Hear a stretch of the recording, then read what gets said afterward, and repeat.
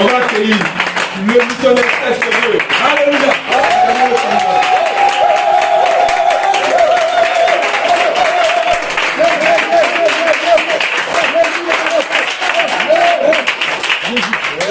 Que Dieu bénisse. Amen. Salut tout le monde dans le nom du Seigneur. Amen. Un fils de Dieu ne combat jamais la vérité. Amen. Quand la vérité vient, lui croire à la vérité. Amen. Voilà, à ceux qui ont reçu l'amour de la vérité, nous c'est la vérité, on recherche. Amen. Amen, amen. Amen. En tout cas, le message du missionnaire vraiment m'a vraiment plu. Moi, il me dit, est-ce que ça vaut la peine de prêcher? Parce que c'est ça qu'on appelle l'essentiel. C'est ce qu'un homme doit avoir. Jésus-Christ est la bouche autorisée à parler à l'humanité. C'est lui qui a reçu le mandat divin. En dehors de lui, il n'y a pas d'envoyé. Il est l'envoyé de Dieu. Amen. Dans Jean chapitre 17, le verset 3, l'écriture est claire dessus. Pour dire, il est le seul à être envoyé à l'humanité. Il est le messager à tous les hommes, les êtres humains. C'est lui seul qu'on doit écouter. Comme dans le livre des Hébreux 1.1, l'écriture nous dit, autrefois Dieu a parlé à nos pères par les prophètes. De plusieurs manières et à plusieurs reprises. Maintenant, ces derniers temps, il nous a parlé par le Fils. C'est lui seul qu'on doit écouter. Amen, amen. Amen. La Bible nous a dit dans Matthieu 24 qu'il y aura de faux, qu'il y aura de faux prophètes. Il faut venir en grand nombre. Mais le seul qu'on doit écouter, c'est le Seigneur Jésus-Christ. Amen, amen. Amen. Ce matin, je veux exprimer un besoin du Seigneur, de l'Éternel, de Dieu. Dieu a un besoin. Il a un projet. Mais quel est ce projet? 1 Timothée chapitre 2, le verset 3, 4. Que dit l'Écriture? 1 Timothée 2. Le missionnaire Ambroise a dit, il y a des personnes qu'on va déplacer. Je suis venu parler du déplacement. 1 Timothée chapitre 2, verset 3, 4. Oui. Que dit l'Écriture? Amen. Amen. Cela est bon et agréable. Donc, 1 Timothée, c'est ça. Cela est bon et agréable devant Dieu notre Sauveur, qui veut que tous les hommes soient sauvés et parviennent à la connaissance de la vérité. Qu'est-ce que Dieu veut pour l'humanité? Il veut pour les hommes. La Bible dit ce que Dieu veut, c'est que les hommes soient sauvés. Et qu'il parvienne à quoi? À la connaissance de la vérité. Voici son besoin, son projet. Mais le constat est amer. C'est qui va envoyer? Nous prenons Romains chapitre 10, le verset 14 jusqu'à 16. Amen. Comment donc invoqueront-ils celui en qui... Comment les êtres humains, l'humanité va invoquer une personne à qui ils n'ont pas cru? Oui. Et comment croiront-ils en celui dont ils n'ont pas entendu parler? Comment ils vont croire à celui dont ils n'ont pas entendu parler? Donc il faut qu'une personne parle. Mais qui va parler? Oui. Et comment entendront-ils parler s'il n'y a personne qui prêche? Comment entendront-ils parler si personne ne prêche? Donc il faut des personnes pour prêcher. Mais où ils sont? C'est là que Dieu nous dit qu'il a un besoin. Oui, vas-y. Et comment y aura-t-il des prédicateurs s'ils ne sont pas envoyés? Comment y aura-t-il des prédicateurs s'ils ne sont pas envoyés? C'est là que nous parlons de l'œuvre apostolique. Il faut envoyer. Mais qui on va envoyer? Chacun regarde à sa femme, à ses enfants, à son travail, à ses besoins. Mais c'est qui on va envoyer maintenant? Amen. Quand on parle de mission, tu regardes ta femme. On parle de mission, tu regardes tes enfants. Bon, on fait comment? Dieu dit il est dans le besoin. On fait comment?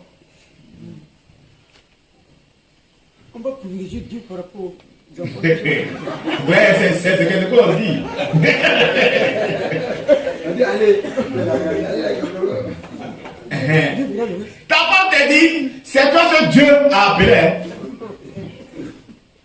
Mon frère, c'est toi ce Dieu a appelé. Il faut t'occuper de mes enfants, il faut t'occuper de moi. Après de Dieu, il n'y a pas l'argent dedans. C'est ce qui fait que beaucoup de serviteurs ne peuvent pas servir. Je vais manger quoi? Est-ce que c'est plus bon pour mettre la casserole pour manger? Amen. C'est ça qui est le problème. Amen. Alors Dieu nous dit qu'il est dans le besoin. Nous prenons Actes chapitre 26, le verset 17 à 18. Son besoin, c'est d'aller tirer les êtres humains des ténèbres à la lumière. J'étais choisi du milieu de ce peuple. J'étais choisi du milieu de ce peuple. Et du milieu des païens. Et du milieu des païens. Vers qui je t'envoie. Vers qui je t'envoie. Amen. Vers qui je t'envoie. Ah, Dieu a besoin des ouvriers sur le terrain. Mais on fait comment? Il doit envoyer. Oui, vas-y. Afin que tu leur ouvres les yeux. Afin que tu leur ouvres les yeux. Pour qu'ils passent des ténèbres à la lumière. Pour qu'ils passent des ténèbres à la lumière. Et de la puissance de Satan à Dieu. Et la puissance de Satan à Dieu. Pour qu'ils reçoivent par la foi en moi le pardon des péchés et l'héritage avec les sanctifiés. Amen. Amen. Amen. Voici le besoin de notre Dieu. Mais comment faire pour satisfaire ce besoin? Pour répondre à l'appel de Dieu? Qui enverrai-je? C'est qui je vais envoyer? C'est ça qui est notre problème aujourd'hui. Mais le constat est vraiment amer. Que dit l'Écriture? Matthieu chapitre 9, le verset 35.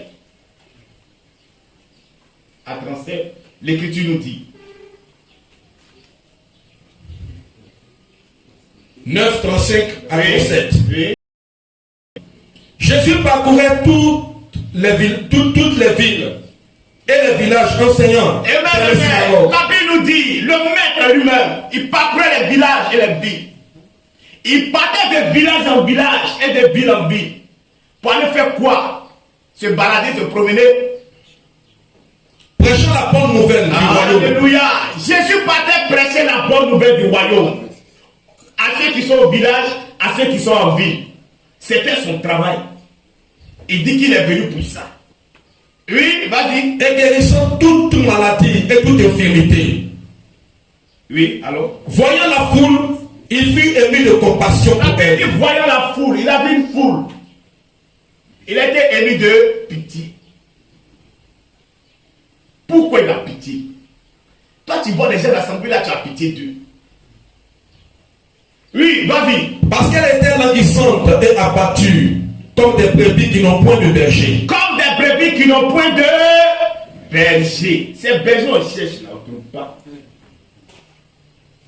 Vas-y. Alors il dit à ses disciples. La moisson est grande, mais il y a peu d'ouvriers. La moisson est grande, mais il y a peu d'ouvriers. Alors comment on fait? Parce que je vous dis qu'un ouvrier coûte cher actuellement. Tu vas prendre une personne, il faut penser où il va dormir. Il a besoin d'un domicile. Il doit être payé par mois. Il doit manger. Il doit se marier. Il doit s'habiller. S'il est malade, il doit aller à l'hôpital. Tout ça, il faut prendre en charge. Mais qui peut servir Dieu avec seulement que le nécessaire? Qui? Actuellement, tout le monde a portable Android. Qui va vouloir prendre Dieu pour servir Dieu? C'est ça qui est le problème. Mais la Bible nous parle de quoi? Du contentement. Il dit, si vous avez le vêtement et la nourriture, cela vous. Mais aucun serviteur ne veut se contenter. On fait comment? Je lui dis que la moisson est grande. Il y a peu d'ouvriers. Comment nous allons satisfaire le besoin de Dieu? faut répondre à l'appel de Dieu. Quand Dieu nous appelle, on lui montre les réalités de la vie. Marie a posé une question à l'ange. Il dit, Marie, tu vas tomber enceinte. Marie lui dit, comment cela se fera-t-il? Parce que humainement parlant, c'est impossible. Quand Dieu nous appelle, on lui pose la question, je vais manger quoi?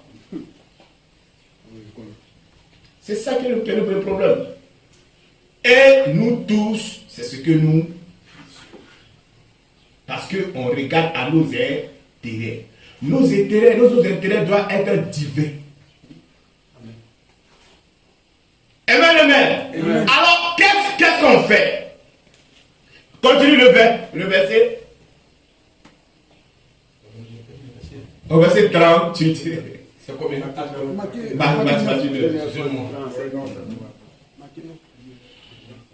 Amen. Alors il dit à ses disciples, la moisson est grande, mais il y a peu d'ouvriers. Oui. Priez donc le maître de la moisson d'envoyer des ouvriers dans sa moisson. Il dit priez le maître de la moisson. Nous posons la question. Mais la moisson est grande, il y a peu d'ouvriers. Alors, qu'est-ce qu'on doit faire pour avoir des ouvriers?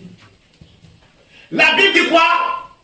Priez le maître de la moisson pour qu'il envoie des ouvriers dans sa moisson. Alors nous sommes joutes dans la prière à la recherche des serviteurs de Dieu. Dieu n'a qu'à susciter, il n'a qu'à envoyer des serviteurs. Alors, qu'est-ce que Dieu fait? Il se révèle à chacun de vous en songe, en vision, par voix audible, par voix interne dans le cœur. Dieu te parle, il dit c'est moi. Chacun a reçu l'appel de Dieu. Je vous dis, on ne va pas à l'école pour devenir pasteur, pour devenir serviteur de Dieu. Non. C'est un appel divin. Je vous dis que c'est un appel divin. Celui qui n'a pas reçu l'appel, ce n'est pas l'appel de t'aventurer. Tu seras découragé. Ah, je vous préviens. Il y a beaucoup de personnes qui ont été découragées. Il partait à l'école. On lui a dit, Dieu t'appelle à le servir. Lui-même, là, Dieu ne lui a jamais dit. Dieu n'a pas peur de toi. Si tu dois le servir, il va venir te dire, il faut le servir. Mais les gens se lèvent, eux-mêmes, ils s'envoient. Par un zèle amer. Mais pourquoi on n'a pas écrit dans tel coin? Bon, moi, je m'en vais là-bas. Bon, est-ce qu'on t'a envoyé là-bas? Quand ça ne marche pas, vous accusez les hommes de Dieu. On ne prend pas soin de moi. On ne s'occupe pas de moi. Est-ce qu'on t'a envoyé? C'est ça qui est le problème de nous, les serviteurs de Dieu. Amen, amen. Alors, la Bible dit, priez le maître de la moisson. Quand Dieu t'a appelé là, on va voir ça. Donc, il faut être sûr que tu as vraiment reçu un appel de Dieu. Tu vas dire d'appel, mon frère. Il faut commencer à faire le méchant. Il faut commencer à acheter ton travail. On n'a pas dit quelqu'un qui est assis ici-bas là. Il ne sait pas Dieu. Il sait Dieu.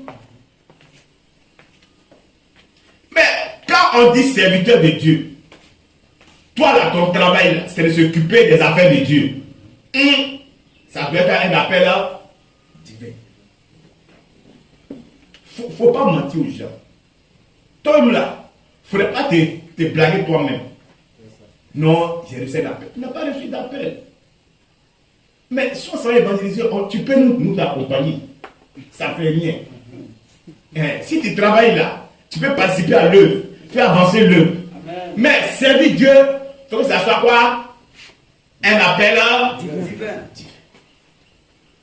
On ne va pas à l'école. Bon, comme j'ai essayé à l'école, ça n'a pas marché. Je cherche 100 000 francs, je vais à l'école pour apprendre. Et je sors quoi? Pasteur. Seigneur, on appelle les coupeurs de route. Oui. Bon, tu vas l'enseigner comme ça. Dieu t'a pas appelé. Amen, amen. Amen. Amen, amen. Voilà. Donc, Jésus nous dit, dans Jean 20, verset 21. Voilà. Tous ceux qui reçoivent un appel divin. Quand tu as reçu un appel divin là, tu n'as pas peur de servir Dieu. Dans l'abondance comme dans la disette, tu es là. Parce que tu as reçu quoi? Un appel divin. Jean chapitre 20, verset 21. Amen. Jésus leur dit de nouveau, la paix soit avec vous. La paix soit avec vous. Comme le Père m'a envoyé. Ceux qui ont reçu l'appel divin, il dit la paix soit avec vous. Comme le Père m'a envoyé. Comme le Père m'a envoyé. Moi aussi, je vous envoie. Je vous envoie. C'est pourquoi l'UNJC est une œuvre apostolique. Nous là, on a décidé de servir le Seigneur, de bâtir les églises, de parler de Jésus là où Jésus n'est pas parlé, où Jésus n'est pas annoncé, nous on annonce là-bas, pour que les gens puissent croire au Seigneur Jésus-Christ. C'est l'apostolat que nous faisons. Il faut bâtir les églises. Il faut que les gens entendent le message. Donc Jésus dit, de même que le Père m'a envoyé, je vous envoie. Mais qui? Ceux qui ont reçu quoi? L'appel. Tu ne peux pas entrer dans ta vie pour savoir comment Dieu t'a appelé. Il t'a appelé en songe, en vision. Il t'a appelé par parole ou dit non. S'il t'a appelé là, on va voir. On reconnaît un arbre. On ne force pas. Après Dieu là, on ne force pas. S'il t'a appelé là, on va voir. S'il t'a pas appelé aussi là, on verra. Amen, amen. Voilà. Donc, il dit, de même que le Père m'a envoyé, je vous envoie. Alors, tous ceux qui ont été envoyés, qu'est-ce que nous devons savoir? Qu'est-ce que celui qui a été envoyé doit savoir? Vous devez savoir que celui qui a été envoyé doit travailler uniquement avec les Écritures. C'est avec l'écriture seulement qu'on doit quoi? Travailler. Comme le Maître lui-même, Jésus, a travaillé avec les Écritures. L'apôtre Pierre, l'apôtre Paul, tous ont travaillé quoi? Avec les Écritures. Nous prenons Matthieu 21, verset 42. Vous devez savoir que celui qui a été appelé doit travailler avec quoi? Les Écritures. Amen. Amen. Jésus l'a dit, n'avez-vous jamais lu dans les Écritures, la pierre qu'ont rejeté ceux qui bâtissaient est devenue la principale de langue. Quand Jésus est venu, il avait une manière de parler, il avait un langage. C'est quoi? C'est l'écriture. Il dit, ne vous parlez de cela dans les Écritures. Jésus lui-même s'est référé à quoi? Aux Écritures. Pour montrer l'utilité de l'écriture. Voilà, un homme, ce qui caractérise un homme de Dieu, un véritable envoyé, c'est quoi? C'est l'écriture. Il dit, ne vous parlez de cela dans les Écritures. On prend 1 Pierre 2, verset 6. 1 Pierre 2, verset 6. Amen. Car il est dit dans l'Écriture, voici je mets au Seigneur une pierre angulaire, choisie, précieuse, et celui qui croit en elle ne sera point confus. Pierre aussi, disciple du Seigneur Jésus-Christ. Il dit, pardon, le prendre. Car il est dit dans l'Écriture. Car il est dit dans l'Écriture. Pierre lui-même aussi se réfère à quoi? Aux Écritures. Jésus le Maître lui-même s'est référé aux Écritures. Le disciple aussi se réfère à quoi? Aux Écritures. Romains 4, 3.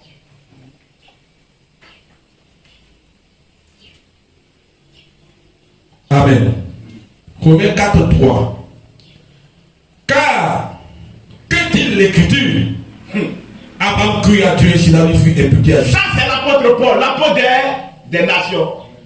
Dépositaire de la doctrine et il transmettait. C'est lui qui dit. Que dit l'Écriture? Mais aujourd'hui, nous, serviteurs de Dieu, qu'est-ce qu'on dit? Ce que tu dis là, est-ce que ça vient des Écritures? Ce que tu enseignes là, tu prêches là, est-ce que ça vient des Écritures? Donc, eux tous, ils avaient le même langage. Que dit l'Écriture? Mais pourquoi? Pourquoi on doit travailler avec les Écritures? J'ai reçu un appel divin. Le Seigneur s'est révélé à moi. Mais on me demande de travailler avec les Écritures. Mais pourquoi? 2 Timothée chapitre 3 verset 16. Amen. 2 Timothée 3, 16. Toute écriture est inspirée de Dieu. Toute écriture est inspirée, bien de Dieu, émanant de Dieu. Ça vient de Dieu. Est utile pour enseigner. Est utile. Ça sert à quoi? Amen. Utile à enseigner. Pour convaincre. Pour convaincre. Pour corriger. Pour corriger. Pour instruire dans la justice. Pour instruire dans la justice. Afin que l'homme de Dieu soit accompli et C'est propre pourquoi à toute œuvre. nous travaillons avec quoi? Les Écritures. On doit forcément travailler avec quoi? L'Écriture. Amen. Parce que la Bible nous dit c'est utile. Ça sert à quoi? À enseigner. Si tu n'as pas l'Écriture, tu vas enseigner comment? À convaincre. Si tu n'as pas l'Écriture, tu vas convaincre comment? Amen. À corriger. Si tu n'as pas l'Écriture, tu vas corriger comment? Amen. Il faut forcément l'Écriture. C'est pourquoi servir Dieu devient compliqué. Quand tu n'as pas quoi? L'Écriture. Ce sera quasiment impossible d'enseigner, de convaincre, d'instruire. Tu seras obligé de faire recours aux pensées humaines. Tu vas commencer à introduire des doctrines d'hommes. Parce que pourquoi? Tu n'as pas quoi? L'Écriture. Amen, amen. Amen. Alors comment travailler avec les Écritures? Le travail consiste à expliquer, donner le sens de ce qui est écrit. Voici le travail que nous attendons tous. Il faut expliquer. Il faut donner le sens de ce qui est écrit. Pour amener les gens à quoi? À comprendre. Et ce qui fait la qualité d'un véritable serviteur de Dieu. Celui qui a la capacité de faire comprendre. Tu nous donnes qu'à faire l'étude. Mais comment on fait? Il faut nous expliquer. C'est pourquoi la Bible dit, il a donné les uns comme apôtres, comme prophètes, comme docteurs, comme pasteurs, comme évangélistes. Pour l'édification du corps. Afin que vous ne soyez pas ballottés à tout vent de doctrine. C'est pourquoi les Éphésiens sont là. C'est pourquoi Dieu envoie des serviteurs de Dieu. Pourquoi? Pour expliquer. Comment on travaille avec les Écritures? Le travail consiste quoi? À expliquer. Tu es servi Dieu là, c'est comme ça.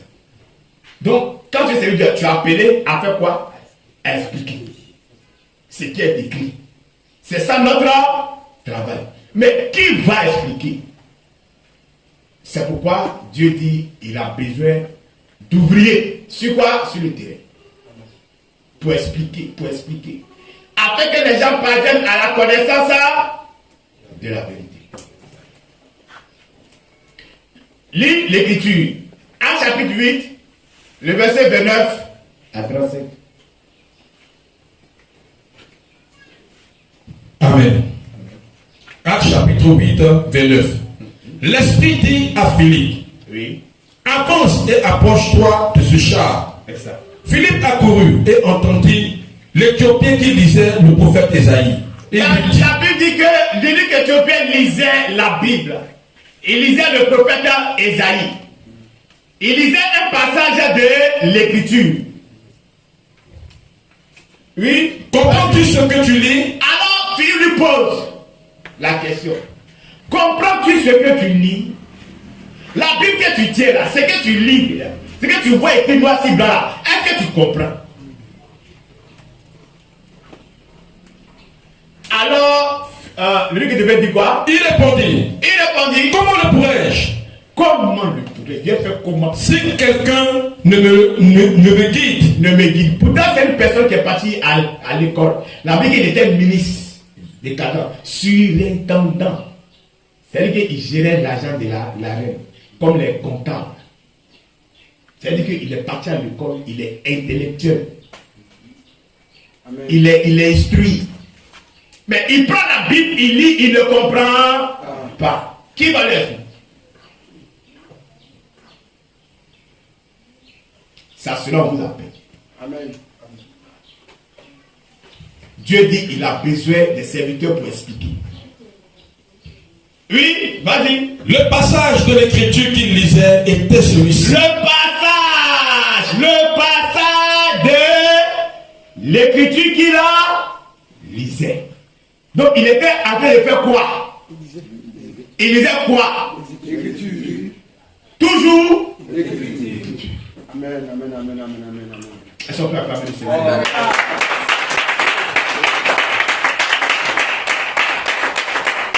Oui, vas-y. Il a été mené comme une brebis à la boucherie, et comme un agneau muet devant celui qui le tond. Il n'a point ouvert la bouche. Dans son humiliation, son jugement a été levé, et sa postérité qui la dépendra, car sa vie a été retranchée de la terre. L'unique dit à Philippe, je te prie, de qui le prophète parle-t-il ainsi? Il dit de qui le prophète parle ainsi? Lui ne comprend pas. Est-ce de lui-même ou de quelqu'un d'autre? Donc on a besoin des guides. Amen. Alors Philippe ouvra la bouche et commença par ce passage, lui annonça la bonne nouvelle de Jésus. Donc Philippe maintenant va maintenant lui expliquer ce qui est écrit. Alors Philippe devient quoi? Un guide pour lui. Frère, pour comprendre les Écritures, il faut un guide. Je vous dis, il faut un guide. Il faut une personne pour te guider. C'est pourquoi Paul peut dire à Timothée, dans 2 Timothée chapitre 1, verset 2, et mon enfant, ce que tu as appris de moi, ce que tu as appris de moi, confie-le. Elles sont capables de l'enseigner aussi aux autres. Toi, tu as appris auprès de qui? Qui est ton guide? Il dit, comprends ce que tu dis. Il dit, mais comment le pourrais-je? Si quelqu'un ne me guide, il faut un guide. C'est pourquoi le Seigneur envoie des serviteurs. Il met des capacités en eux pour expliquer les Écritures. Il leur donne le don de la connaissance pour expliquer. Amen, amen. Amen. Alors, Philippe a commencé à expliquer les Écritures. Comment nous devons travailler avec les Écritures. Le travail consiste à expliquer ce qui est écrit, à donner le sens, pour amener les gens à comprendre. Et ce qui fait la qualité des prédicateurs. Quand il dit c'est un bon prédicateur, c'est celui qui a la capacité d'amener les gens à comprendre ce qui est écrit. Mais toi là, tu ne comprends même pas. Et puis tu veux expliquer aux gens. Quand il faut t'asseoir, tu vas apprendre, tu ne veux pas apprendre. Donc là, tu ne connais pas. Tu as fait comment? Dieu fait grâce aux hommes, il dit ça aux orgueilleux. Amen, amen. Alors, deuxième chose, comment travailler avec les Écritures? L'Écriture nous dit, n'allez pas au-delà de ce qui a été écrit. Voilà. 1 Corinthiens 6. Voici le personnage du verset. C'est ça. Amen. C'est à cause de vous, frères. C'est à cause de vous, frères, que je fais de ces choses une application à ma personne et à cette Apollos. Afin que vous appreniez en nos personnes. Afin que vous appreniez en nos personnes. À ne pas aller au-delà de ce qui est écrit. N'allez jamais au-delà de ce qui est écrit. Il faut rester dans ce qui est écrit. Il faut demeurer là-bas. Il ne faut pas sortir. Il ne faut pas t'éloigner des Écritures. Il ne faut pas abandonner. Il ne faut pas délaisser. Il faut rester dedans. Amen. Est-ce qu'on demande à tous les serviteurs de Dieu? Amen. Le travail consiste à expliquer, mais aussi à demeurer. Amen, amen. La troisième chose, quand tu enseignes, quand tu prêches, demande aux gens de vérifier, d'examiner. Oui. Tu vas venir parler pendant 1 heure de temps, 45 minutes, et puis tu vas là comment? On l'écrit. Non. Frère, ce que tu dis là, c'est écrit où? Pose-lui la question. C'est ça. Donc, il faut donner le verset. Vous voyez le missionnaire. Acte chapitre 17, verset 10. Demande aux gens de te poser question. Voilà. Pasteur, ce que tu as dit là, c'est écrit où? C'est ça. Amen.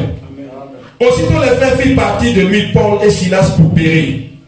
Lorsqu'ils furent arrivés, ils s'en La ville de Paul et Silas sont partis pour la ville de Béret. Oui. Ils rentraient dans la synagogue des Juifs. Alléluia. Ces Juifs avaient des sentiments plus nobles La ville, ils avaient des sentiments plus nobles que ceux d'Amérique.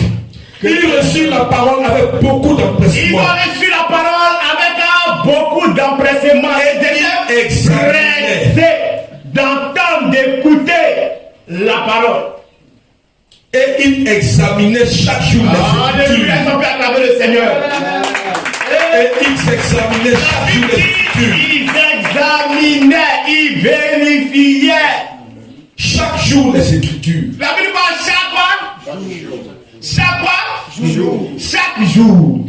Pour voir si ce qu'on leur disait était exact. Pour voir si ce qu'on leur disait était quoi? Exact. Est-ce que c'est correct? Ayez les sentiments qui ont animé les frères de Béret. Quand un serviteur de Dieu est en train de prêcher, il est en train d'enseigner, vérifiez. Vérifier, examiner, il faut regarder. Il y a d'autres qui n'ont même pas de Bible pour dire qu'ils vont regarder. Mais tu dans l'assemblée là, il y a portable André. Ça coûte combien? La Bible coûte combien? Et oui, il y a d'autres qui n'ont même pas de Bible. Mais tu vas vérifier comment?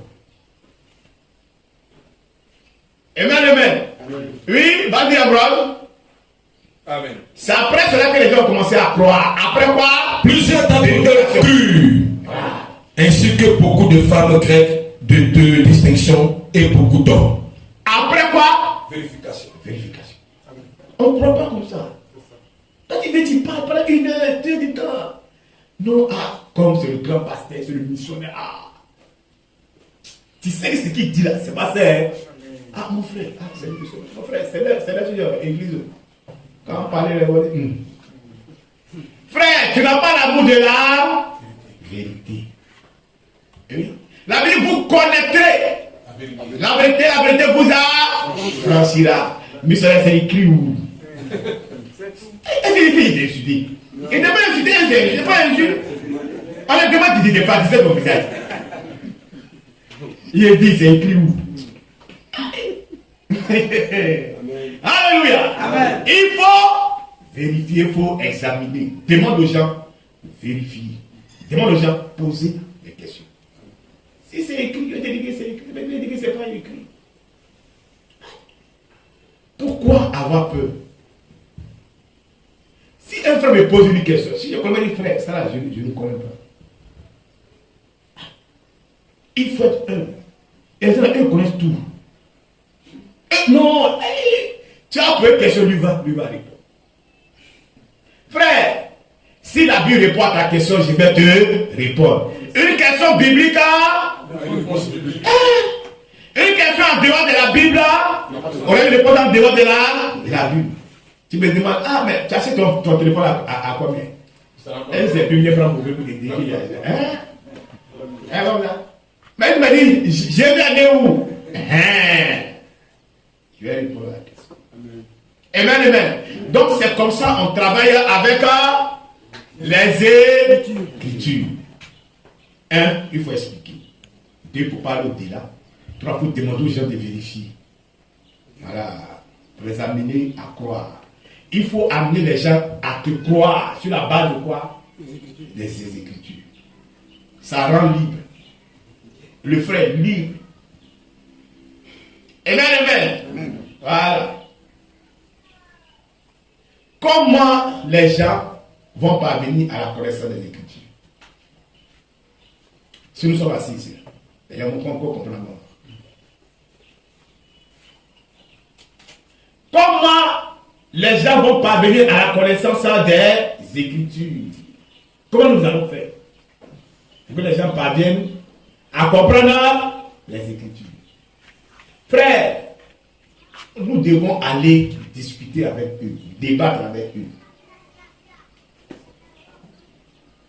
Nous devons aller leur présenter les Écritures, leur faire comprendre les Écritures. Toi, tu dis que tu as la vérité. Tu comprends les Écritures. Mais elles, les autres, c'est là où le travail commence. Quand tu apprends, c'est pour un but. C'est préparer, faire quoi? Transmettre. Ne s'assoit pas avec. Amen, amen. Amen. Voilà. Donc il faut faire les débats. Il faut discuter. Actes chapitre 17, verset 1 à 4. Ah, sinon, on a vu que tu m'as pas. Acte 17, 1 à 4. Oui. Amen. Paul et Silas passaient à Amphipolis. Paul et Silas passaient à Amphipolis. Et à Colonie. Alléluia. Et ils arrivaient à Thessalonique. Alléluia. Où les Juifs avaient une synagogue. Où les Juifs avaient une synagogue. Paul entra. Alors, selon sa coutume, Dis Paul entra. Il rentre où? dans une synagogue. Alléluia. Selon sa coutume. Amen. Paul est rentré. Il va chez Paul en bas. Sur la fin de parole. Va-y. Pendant 3 sabbats, Pendant 3 sabbats, il discuta avec eux il discuta avec eux. d'après les Écritures. C'est ça. Paul est parti discuter avec eux. Frère, ce que vous croyez là, c'est pas bon. Ça vous paye. On ne paye pas dîme. Depuis qu'on ne paye pas dîme, toute l'église paye dîme. T'as dit pas de quoi? Frère, viens, on va s'asseoir. Baptême là, à ce fait au nom du Seigneur de l'église. Ah, mais Jésus nous l'a dit. Au nom du Père, du Fils et du Saint-Esprit. Frère, viens, on va s'asseoir. Asseyons-nous et Discutons. Mais est-ce qu'on fait ça? C'est ça qui est le problème. C'est ça qui est notre travail. Tous les jours, là, nous on explique seulement. On explique. Soit là, TikTok t'as plus de mal à expliquer maintenant. Tellement que tu es habitué. C'est la même chose à ça. Ça arrive seulement. Amen. On prend Acte 15. Acte 15, Verset 1 à 2. 1 à 2. Quelques hommes venus de Judée enseignaient les frères en disant: si vous n'êtes circoncis selon le rite de Moïse, vous ne pouvez être sauvés. Amen. Il y a des frères qui enseignaient la loi de Moïse. Pourtant, ils se réclamaient aussi de Christ. Entre nous-mêmes, là, il doit y avoir débat. Oui. Frère, c'est que tu crois moi, je ne crois pas. Ah, d'accord, frère, vous êtes s'asseoir. Mais on est dans la même église. Hein. Lui, il a sa croyance, moi, il m'a croyance. Bon, c'est quoi ça? Frère, on va s'asseoir. Toi, tu crois quoi même? Frère, moi, je crois comme ça. Maintenant, il faut me dire ce qui est croit, si c'est faux. Si c'est faux, bon, on ouvre le débat. Frère, on doit se dire la vérité. Frère, moi, je ne crois pas ça. C'est pas toi qui me nourrit. On est venu à Christ ensemble. Il dit, ça va, je ne crois pas. Maintenant, pourquoi tu ne crois pas? Tu m'expliques? Si c'est correct là, il y a ça. Il faut qu'on ait les mêmes doctrines, la même vision, les mêmes sentiments. On doit avoir la même vision. on sort, ça va évangéliser. Je prêche, toi tu as dit non, ce qu'il dit là, c'est pas juste. Là, le père dit bon, allez vous entendre. Oh, c'est quoi ça? Allez prévenir. On s'en prêcher comme les crises de Nini, les brahmis. Toi, tu te mets. Et vous commencez à me combattre. Et je me rends compte que cet enseignement-là, tu n'as pas ça. Tu n'as pas le financement. Et oui, il y a un qui connaît des pays. Je vous dis, la loi de Moïse là est pratique. Pourquoi? Parce qu'il n'a pas reçu l'enseignement. Il est pris dans l'église évangélique, il est venu. Il a assis au milieu de nous. On l'a baptisé. On le prend, on fait de lui un responsable. Peut-être il n'a même pas encore reçu les enseignements. Il ne connaît même pas. Et oui. Et on le prend pour un responsable. On sort avec lui, on dit bon, on s'en va évangéliser. Ou bien on s'en va parler de la parole. On se rend compte que c'est lui maintenant qui devait quoi? Notre adversaire. C'est pourquoi prenez la peine de former d'abord. On devrait faire des églises comme ça. Quand tu prends les critères là, la Bible qu'il soit capable là, ça c'est un critère même là, on ne joue pas avec. Parce que tu vas conduire des gens. On conduit une église avec quoi? Ça va avec la parole de Dieu. Mais tu ne connais pas, tu es responsable. Parce qu'on cherche à plaire. Non, mais pas comme ça, il va partir. Tu es venu, il faut t'asseoir là. C'est pourquoi la Bible qu'il ne soit pas un nouveau. L'écriture a tout mis. Mais c'est nous-mêmes là, on ne veut pas. Pourquoi? Parce qu'il faut faire plaisir. Ah, tu n'as pas connu là, c'est un doigt. Quand même, c'est un doigt, on parle de laisser comme ça. Il faut bon, quand le met à côté ici. Il connaît rien. Tu as le met à côté pourquoi? Il faut le laisser t'asseoir au bas d'abord. Il n'a qu'à apprendre. Il n'a qu'à apprendre. Ça devient un problème de l'église. Pourquoi? C'est ça qu'on appelle l'humilité. Frère, je ne connais pas encore. Quand je vais connaître, je vais m'asseoir. Il faut faire. Eh oui. Les deux sont plus âgés que nous. Mais on se tient pour leur parler. Après les deux, ce n'est pas après les âges. C'est pas après les âges. C'est comme l'armée. Tant que ton prof, il ne sait pas. Mais c'est les gars qui parlent. C'est comme ça. Si tu me vois comme ton fils, moi c'est mon petit.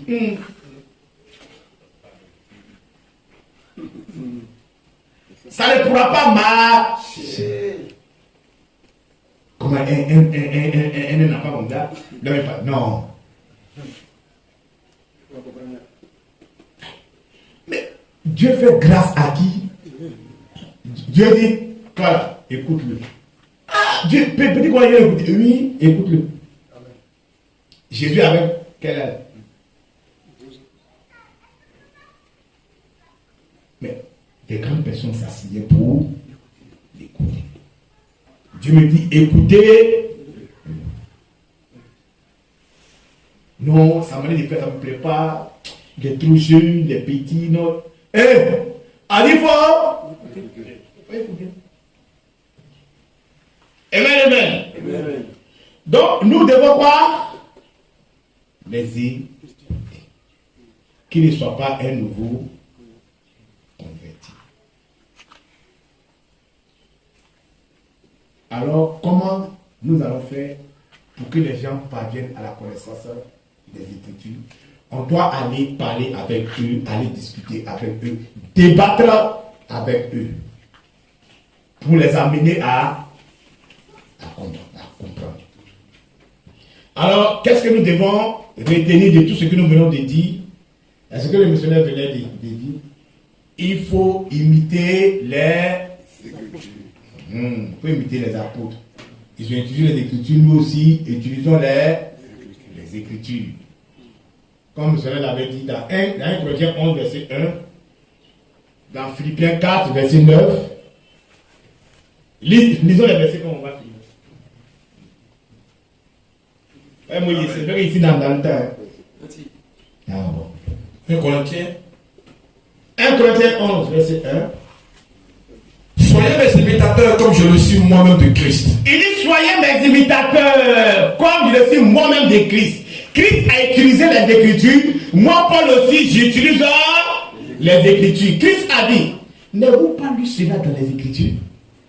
Paul aussi vient, il dit quoi? Que dit les Écritures? Alors Paul dit, soyez aussi mes imitateurs. Ça veut dire lorsque nous prêchons, nous disons, que dit l'Écriture? Ouais, Philippe 4, verset 9. Amen. 4, verset 9. Il dit ceci. Ce que vous avez appris. Qu'est-ce que tu as appris? Tu as appris quoi? Reçu et entendu. Tu as reçu quoi? Tu as entendu quoi de qui? Et ce que vous avez vu en moi, pratiquez-le. Ce que vous avez appris du missionnaire. Amen. Vous l'avez entendu du missionnaire, reçu du missionnaire, vu en lui, pratiquez-le. Et le Dieu de paix sera avec vous. Et il sera avec vous. Amen. Le meilleur d'entre nous tous, c'est celui qui craint Dieu le plus. Amen. C'est lui qui est le meilleur. Amen.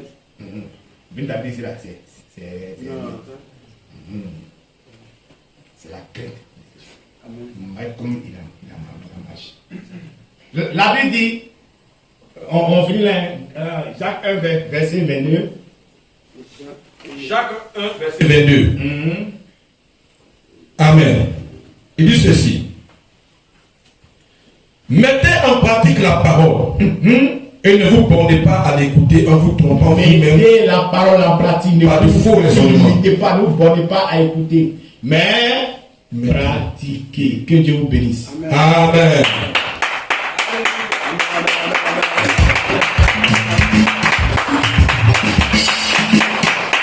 Alléluia, va t'avoir le Seigneur. Alléluia. Dire oui à Jésus. Je dis oui à Jésus, oui à Jésus.